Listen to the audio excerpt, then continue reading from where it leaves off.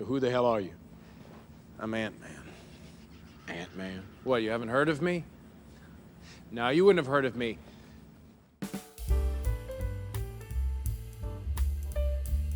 Hello, and welcome to Waste of Space, where we analyze aspect ratio usage in cinema, one movie at a time.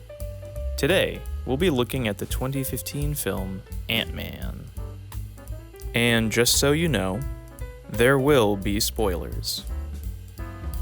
Ant-Man was directed by Peyton Reed, his first film in the Marvel Cinematic Universe, and the film's cinematographer was Russell Carpenter.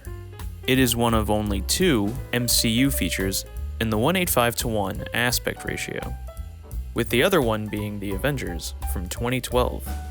And while many MCU movies have select scenes in taller ratios, Ant-Man and The Avengers are the only ones consistently in a ratio no wider than 1:85 in all iterations and screenings. In this video, we'll analyze how effectively Ant-Man utilizes the taller 1:85 aspect ratio, which includes highlighting the titular hero's superpower, shrinking in size. Carpenter credits Reed with the decision to shoot Ant-Man in 1:85 as it allows the audience to better understand just how small Scott Lang can get in any given scene.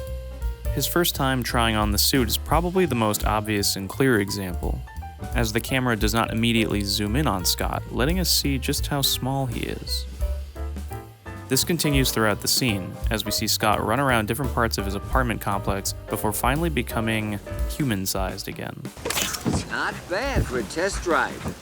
Other moments like this include the jailbreak, the montage, and the fight with Falcon at the Avengers headquarters.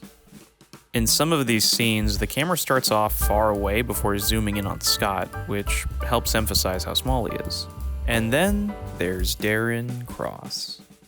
We have the scene where Scott falls into the Yellow Jackets display, making Cross massive by comparison. Later, in the helicopter fight, Cross puts on the Yellow Jacket suit and towers over Scott. And in their final battle, Scott has to be physically smaller than Cross in order to defeat him. This then leads into the scene where Scott is subatomic, which takes great advantage of space to provide some trippy visuals.